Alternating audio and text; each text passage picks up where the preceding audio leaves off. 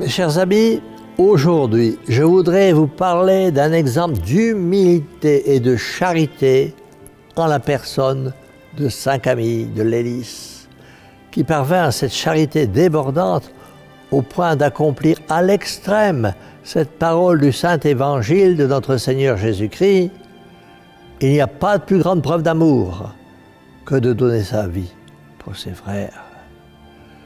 Saint Camille de Lélis fut privé de sa mère dès son berceau pendant qu'elle le portait dans son sein.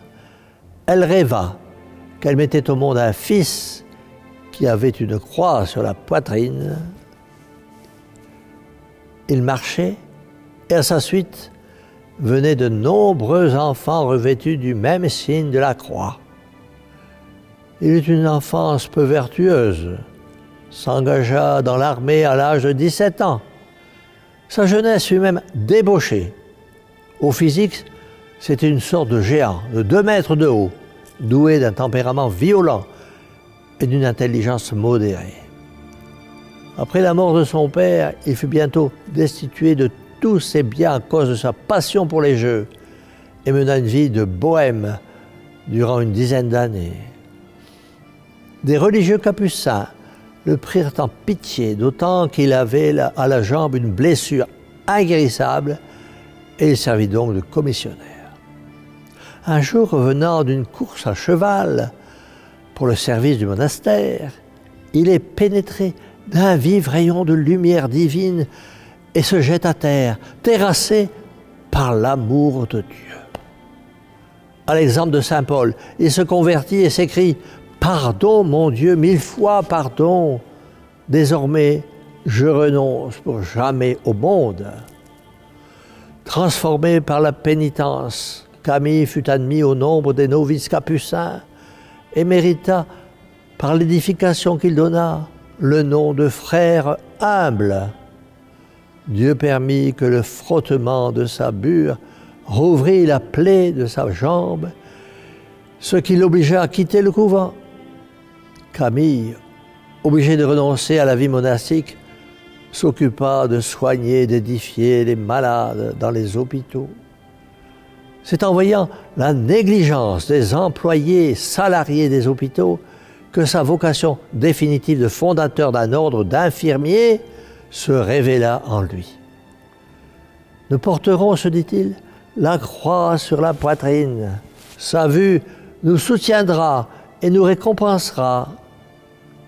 Les commencements de cet institut nouveau furent faibles et bien éprouvés, mais au cours des années, le nombre des religieux s'étendit au-delà de toute espérance. Saint Camille, sa vie durant, se consacra au soulagement des malades, dont la condition à cette époque était presque inimaginable, en laissant les malades pourrir dans leurs immondices. On les jetait à la salle mortuaire avant qu'ils ne fussent morts. Et il n'était pas rare que les employés des hôpitaux battent les malades. Pour apporter une aide plus grande, il décida de se faire prêtre. Mais lui-même souffrit toute sa vie de son incurable blessure à la jambe. Mais il ne cessa jamais de remplir quotidiennement ses devoirs de prêtre et de visites régulières aux malades et aux infirmes, allant même jusqu'à s'accorder chaque nuit seulement 3 ou 4 heures de repos. En 1607, Camille se retira du poste de supérieur général de son ordre, qui comptait déjà 300 membres répartis dans 15 maisons et 8 hôpitaux. Par ailleurs, 170 autres religieux étaient morts dans l'exercice de leur vocation.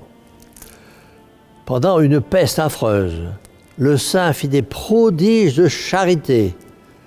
Il allait partout à la recherche de la misère, se dépouillait lui-même et donnait jusqu'aux dernières ressources de son monastère.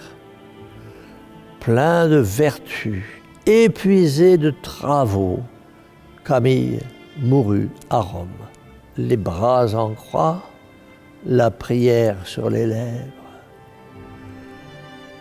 Mes chers amis, quel exemple de charité et d'humilité nous donne Saint Camille, nous qui à la moindre contrariété, à la moindre petite maladie, à la moindre parole blessante, nous nous révoltons contre Dieu et contre ceux qui nous font souffrir, en gardant la rancune au fond du cœur.